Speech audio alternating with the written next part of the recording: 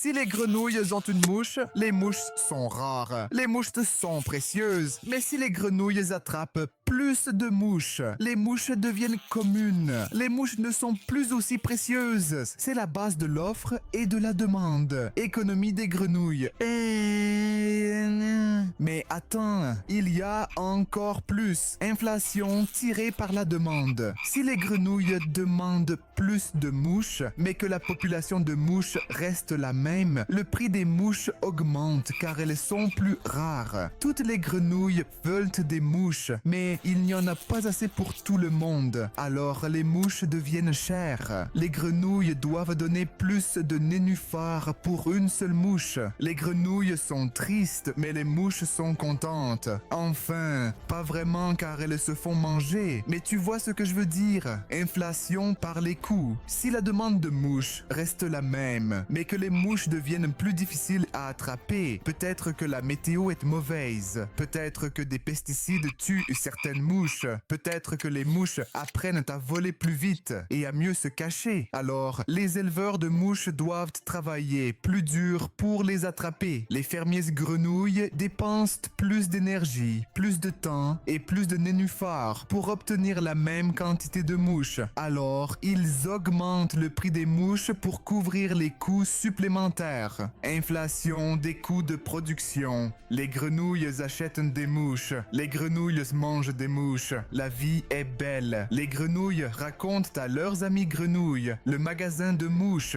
Toutes les grenouilles sautent vers le magasin de mouches. Elles achètent toutes les mouches. Les éleveurs de mouches se rendent compte qu'ils doivent en attraper plus, mais les filets à mouches deviennent plus chers. Les pièges à mouches coûtent plus de nénuphars. Le spray pour attirer les mouches coûte plus cher. Alors les éleveurs y augmentent le prix des mouches pour couvrir les coûts du matériel. Inflation monétaire. Si la demande de mouches et l'offre de mouches restent les mêmes, mais que les grenouilles ont plus de nénuphars que d'habitude pour acheter des mouches. Le prix des mouches augmente parce que les nénuphars valent moins qu'avant. Trop de nénuphars pour la même quantité de mouches, donc chaque nénuphar a moins de valeur. Les grenouilles, elles ont besoin de plus de nénuphars pour acheter une mouche. Hyperinflation. Là, ça devient fou. Le prix des mouches augmente, donc le gouvernement des grenouilles décide d'imprimer plus de nénuphars pour que les grenouilles puissent acheter des mouches. Le gouvernement pense que c'est une bonne idée. Gouvernement très intelligent. Gouvernement connaît l'économie.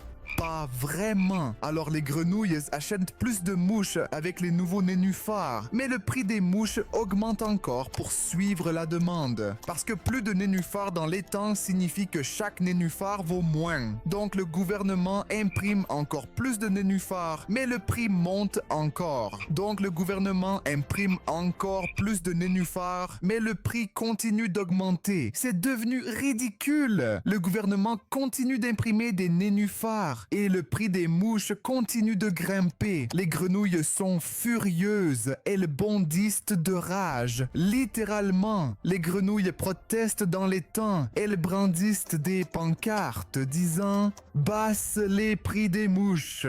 Finalement, le gouvernement comprend qu'il a fait une grosse bêtise. Il brûle tous les nénuphars et commence à utiliser les algues de l'étang comme nouvelle monnaie. Mais les grenouilles ne font pas confiance aux algues non plus. Alors elles commencent à troquer directement une mouche contre un service. Très inefficace. Déflation. Le problème est l'inverse. Parfois, c'est l'inverse qui se produit. Les prix des mouches baissent. Cela se produit quand il y a trop de mouches, mais pas assez de demande des grenouilles. Peut-être que les grenouilles font un régime. Peut-être qu'elles découvrent un nouveau plat comme les vers de terre. Soudain, les grenouilles ne veulent plus de mouches. Les prix s'effondrent. Les fermiers perdent de l'argent. Certaines grenouilles pensent que la déflation était bonne car les mouches sont moins chères. Mais la déflation situation est en réalité mauvaise car cela signifie que l'économie des grenouilles se contracte. Les grenouilles perdent leurs emplois. Stagflation, une situation très mauvaise. C'est une situation très mauvaise quand les prix des mouches augmentent, mais que l'économie des grenouilles ne croît pas. Les grenouilles perdent leur travail, mais les mouches restent chères. Les grenouilles ne peuvent pas se permettre des mouches, mais les prix ne baissent pas non plus. Cela se produit quand les problèmes d'offre de mouches rencontrent des problèmes économiques chez les grenouilles. Très mauvais pour l'économie de l'étang, très difficile à résoudre. Banque centrale, 1M. Inégalité de richesse. L'inflation affecte différemment les grenouilles selon leur richesse. Les grenouilles riches qui possèdent des fermes à mouches et des actifs en nénuphars peuvent bénéficier de l'inflation car leurs actifs valent plus. Mais les grenouilles pauvres avec un revenu fixe en nénuphars souffrent car leurs nénuphars achètent moins de mouches. L'inflation agit comme une taxe sur les pauvres et un cadeau pour les riches. Cela aggrave les inégalités. Boules économiques. Parfois, les grenouilles deviennent trop enthousiastes à propos d'un investissement. Peut-être qu'un nouveau type de mouche devient populaire. Toutes les grenouilles veulent investir dedans. Les investisseurs grenouilles font grimper le prix à des niveaux fous, bien au-dessus de la valeur réelle. Puis la bulle éclate, les prix chutent. Les grenouilles perdent beaucoup de nénuphars. Les bulles naissent de la cupidité et de la peur de manquer quelque chose. Récession. Quand l'économie des grenouilles se contracte, elles perdent leur emploi. Les entreprises ferment. La demande de mouches baisse. Les prix peuvent chuter, mais les grenouilles souffrent quand même car elles n'ont plus de revenus. Une récession peut avoir plusieurs causes. Inflation trop élevée, hausse des taux d'intérêt, choc d'offres, crise financière ou perte de confiance, commerce international. Et si les grenouilles commerçaient avec des crapauds d'un autre étang, l'étang des crapauds utilise une autre monnaie, peut-être des champignons. Si le nénuphar est fort par rapport aux champignons, les mouches des grenouilles sont bon marché pour les crapauds. Les crapauds achètent beaucoup de mouches. La demande augmente, les prix grimpent dans l'étang. Mais si le nénuphar est faible, les mouches deviennent chères pour les crapauds. Les taux de change sont très importants pour l'économie de l'étang. Crypto-monnaie. Certaines grenouilles ne font plus confiance aux nénuphars du gouvernement. Elles créent des monnaies numériques comme Frogcoin ou Lilybit. Ces monnaies ne sont pas contrôlées par le gouvernement. Certaines grenouilles pensent que c'est mieux, car le gouvernement ne peut pas en créer plus et provoquer l'inflation. Mais ces monnaies sont très volatiles. Leurs prix montent et descendent violemment. Pas encore idéal pour une économie stable. Automatisation.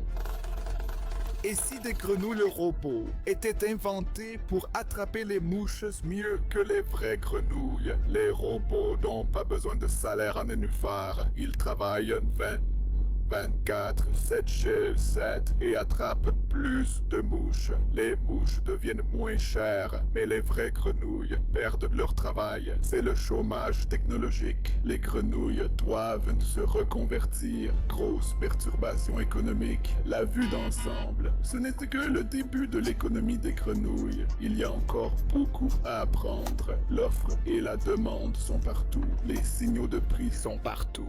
Les incitations sont partout. Comprendre l'économie aide les grenouilles à prendre de meilleures décisions et à construire une société d'étang plus juste pour toutes. Mais souviens-toi, l'économie n'est pas une science exacte. Les grenouilles ne sont pas parfaitement rationnelles. Les marchés ne sont pas parfaitement efficaces. Les prévisions sont souvent fausses. L'imprévu arrive. Les modèles économiques aident à comprendre les tendances générales, mais la réalité est toujours plus complexe. Souviens-toi aussi que derrière toutes les statistiques économiques, il y a de vraies grenouilles avec de vraies vies. L'inflation n'est pas juste un chiffre. Elle détermine si une grenouille peut acheter des médicaments pour son tétard malade. Le chômage n'est pas juste une statistique. Cela veut dire qu'une grenouille ne peut pas payer son loyer en nénuphar. La politique économique doit servir le bien-être des grenouilles, pas juste rendre les chiffres jolis. L'économie, c'est avant surtout améliorer la qualité de vie et créer des opportunités pour que